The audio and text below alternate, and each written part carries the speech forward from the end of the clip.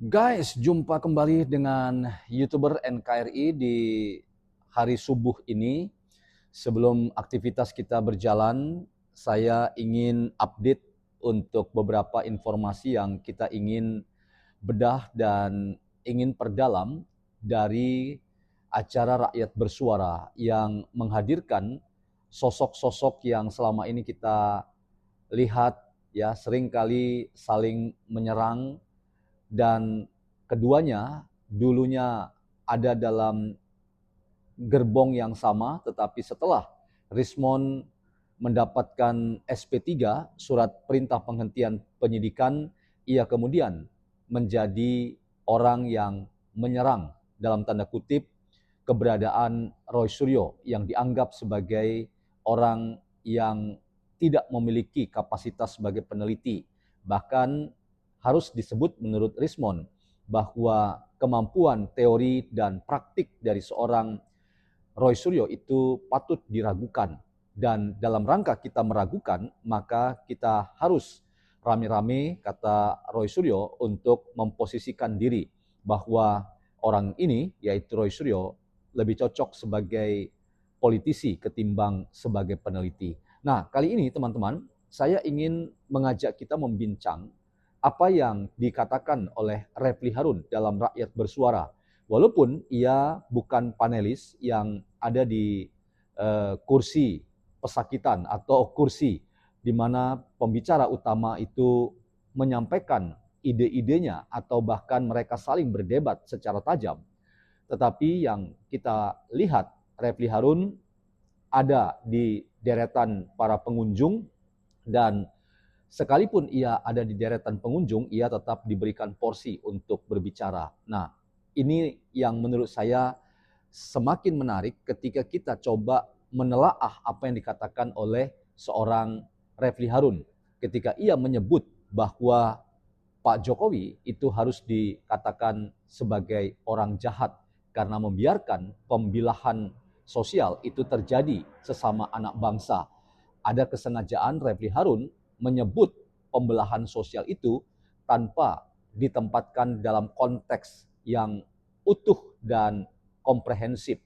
Karena pernyataan Refli Harun itu hanyalah bagian dari mereka yang ingin memframing Pak Jokowi sebagai sumber masalah. Padahal yang menjadi sumber masalah itu harus rame-rame kita katakan orang-orang yang memang punya agenda politik busuk dalam rangka mengorkestrasi persoalan ini, termasuk menggunakan pandangan-pandangan yang tidak berbasis pada penelitian ilmiah, hanya berbasis pada prasangka buruk terhadap orang lain, dalam hal ini terhadap Pak Joko Widodo. Teman-teman, kita akan bincang pernyataan Refli Harun, tetapi sebelumnya kita akan simak apa yang dikatakan oleh Refli Harun ini. Ya, selamat datang teman-teman dalam channel ini ya. Sebuah channel yang menggunakan perspektif filsafat tanpa berpretensi untuk menggiring opini kita mempercayai pandangan-pandangan dalam channel ini. Kita akan nonton apa yang dikatakan Refli Harun berikut ini.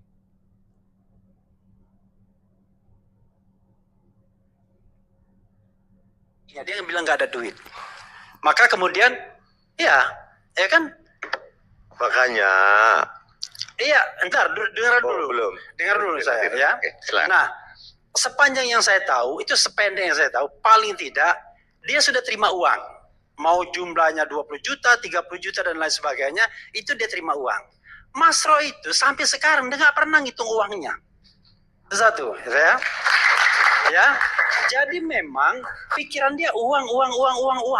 Berjuangnya enggak. Gitu ya. Ya. Saya itu menjual buku, nyumbang juga, sepeser pun enggak. Saya minta uangnya. Dibayar enggak? Dibayar enggak. Dari pengacara. Yang namanya RH Channel itu selalu kemudian. Tapi YouTube-nya kan gede. Ya itu kan pribadi saya. Oke. Tetapi jangan salah, penurunan saya juga drastis. Maksudnya? Ya karena saya habis waktu saya untuk ngurusin mereka kan. Oke. Ya kan? Kalau dulu saya bisa bikin 10-20 konten per hari, sekarang satu konten aja sehari ini enggak. Karena ngurusin yang beginian. Nah, karena itu saya kira begini ya. Saya ingin mengatakan, kalau memang kita punya komplain terhadap buku tersebut, satu, pandang dulu posisi kita sebagai apa. Apakah Anda sebagai writer saja? Apakah Anda juga yang menanggung ongkos publikasi, ongkos production, dan ongkos distribusi? Apakah Anda juga menjualnya? Jangan kemudian Anda meminta hak tetapi kewajibannya terbatas. Kan gitu satu. Kedua, ini adalah penulis di antara 3 orang. Etis nggak? Kalau Anda kemudian ewer-ewer ke publik, bahkan di media sosial, Twitter tersebut. Kita kan baca semua. Saya paham, Anda yakin dicetak 10.000? Yang namanya Jokowi Sweat Paper. Sependek yang saya tahu, itu edisi pertama cuma dicetak 1.000, edisi kedua 1.000. Edisi pertama itu membiayai apa? Membiayai launching, dibagikan gratis antara lain kepada tim reformasi Mabes Polri, dikasih gratis-gratis satu-satu. Kalau di perguruan tinggi dikasih gratis juga. Digunakan uangnya untuk sosialisasi. Mas Roy ke Medan dibayari dari buku itu ketika diskusi buku dan lain sebagainya. Rizwan juga diundang, tetapi dia tidak datang padahal di Medan. Ya kan? Nah, lalu sebagian di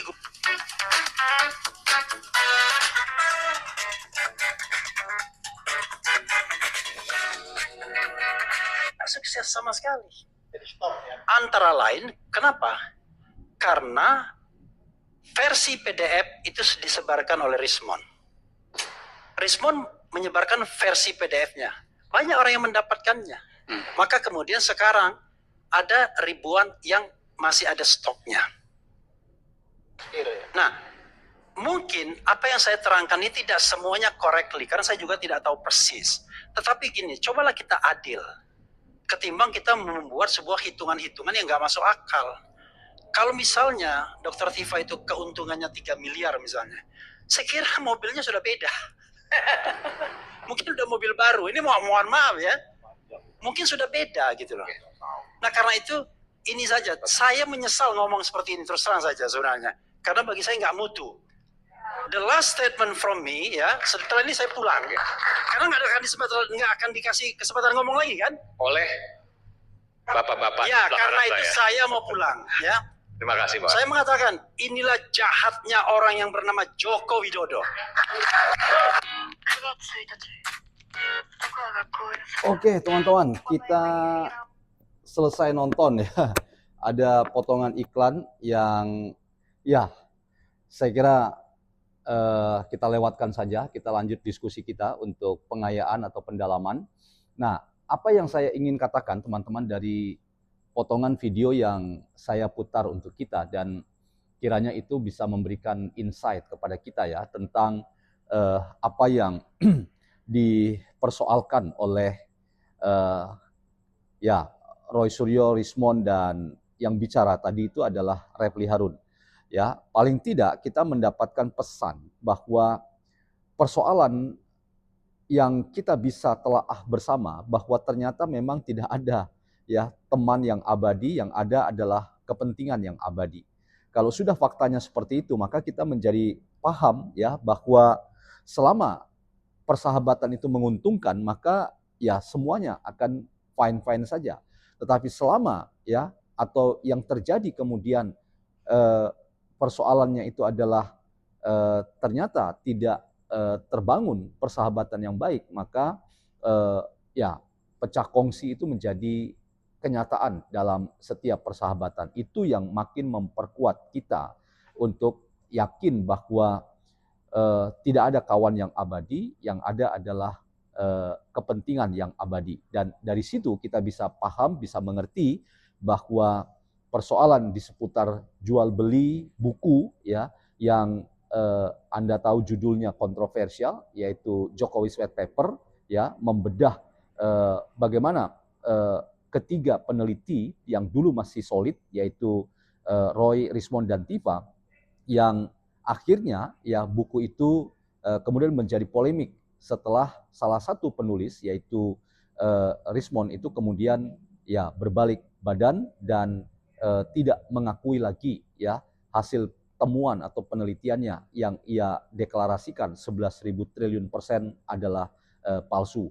yang kita justru lihat ya bahwa yang tersisa ya Roy Suryo 99,9% palsu, dan juga ya orang yang namanya disebut-sebut tadi Tifa ya itu punya keyakinan ijazah Pak Jokowi itu ada di kisaran 93, sekian persen palsu. Jadi semuanya absolut teman-teman ya. Jadi tidak hanya Rismond yang berubah ya, tetapi Roy dan Tifa semua konklusi akhir dari penelitian mereka itu benar-benar hasilnya itu adalah hasil yang absolut bahwa ijazah Pak Jokowi itu adalah palsu. Bahkan kalau teman-teman mengikuti diskusi di Rakyat Bersuara, Anda akan temukan dalam pemberitaan yang ada itu bahwa soal ya keyakinan Roy Suryo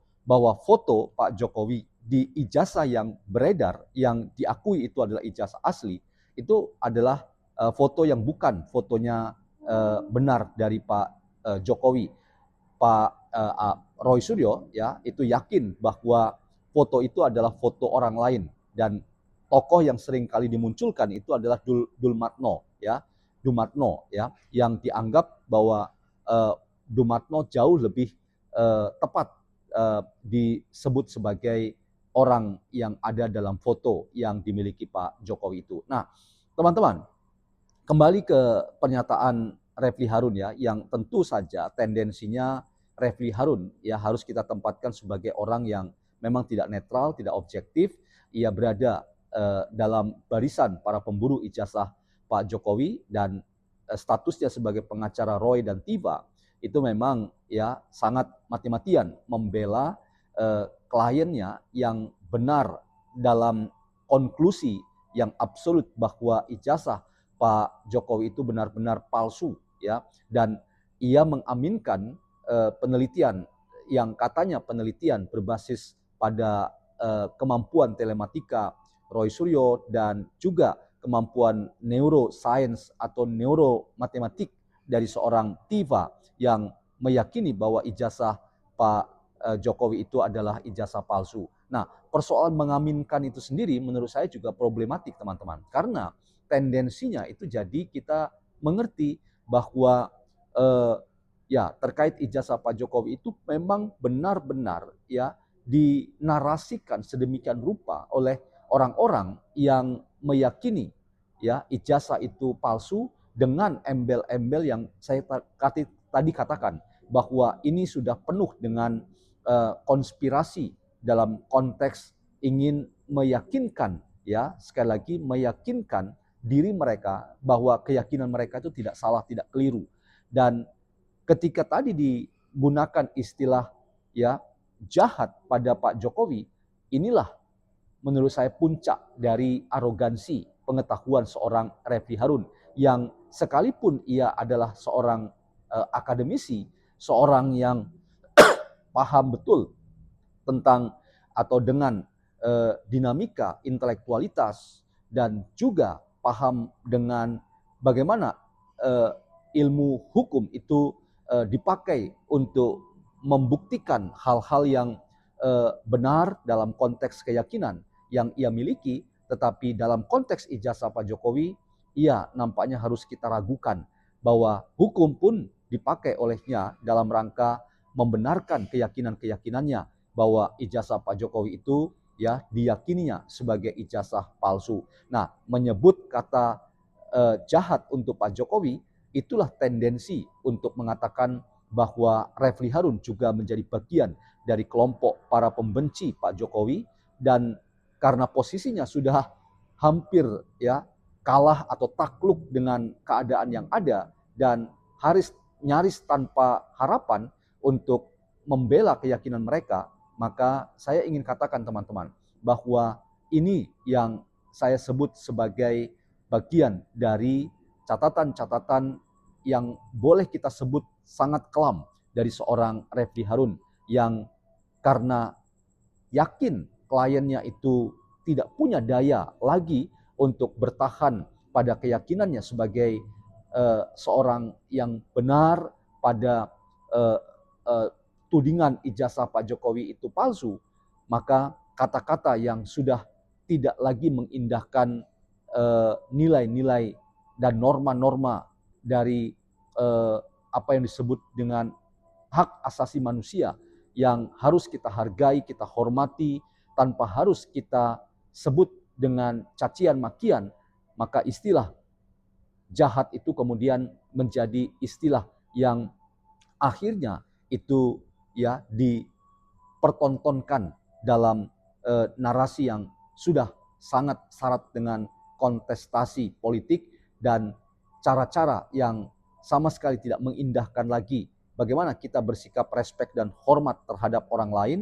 Yang kita lihat cuma adalah statement-statement penuh cacian makian dan bahkan statement-statement yang ingin ya menghalalkan cara-cara yang kotor dan jahat dalam rangka menyebut orang lain itu sebagai orang yang jahat. Karena apa? Karena ya membiarkan pembelahan sosial terjadi. Padahal teman-teman, kalau kita jujur dan seimbang dalam menilai, yang memulai pertama kali dalam memframing isu ini menjadi isu yang jahat itu bukan Pak Jokowi.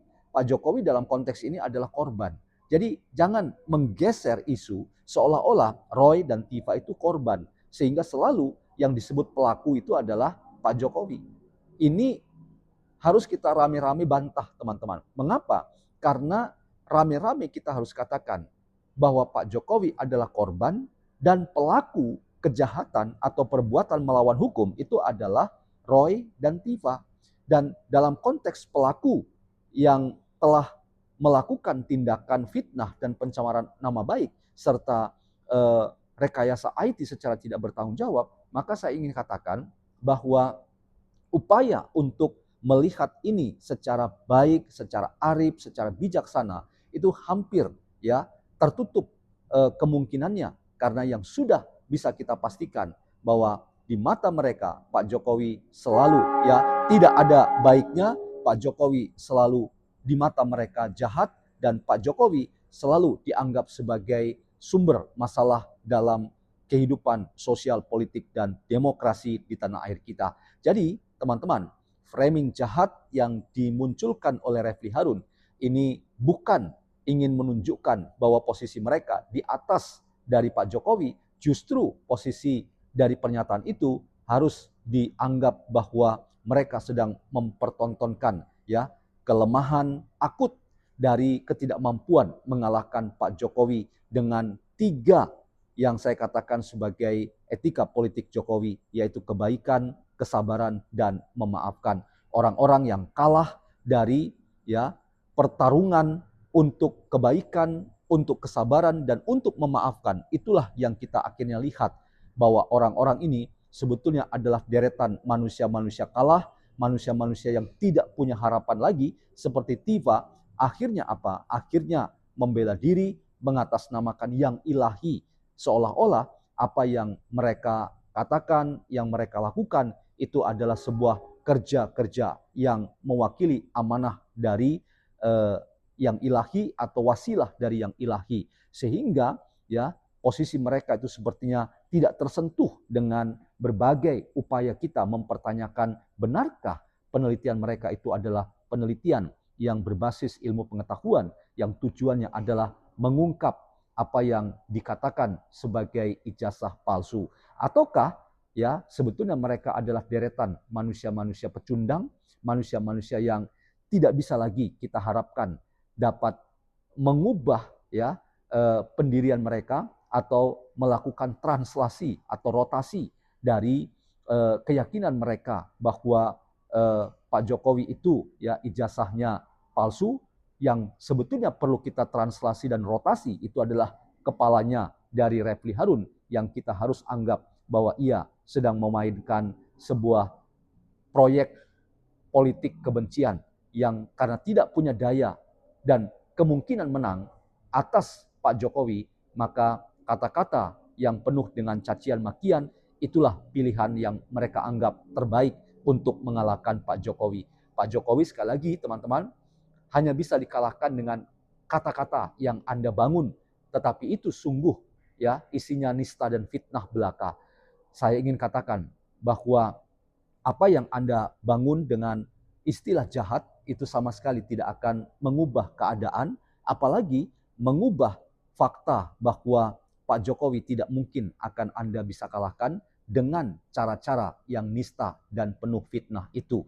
Dan saya selalu konsisten katakan, Pak Jokowi hanya bisa dikalahkan dengan keyakinan bahwa kita adalah orang yang berusaha untuk tampil menjadi orang-orang yang memenangkan diri kita, ego kita, dan perasaan bahwa kitalah kebenaran yang sesungguhnya atau memiliki kebenaran yang tunggal, lalu kita kemudian mengatakan orang lain selalu salah, orang lain selalu keliru.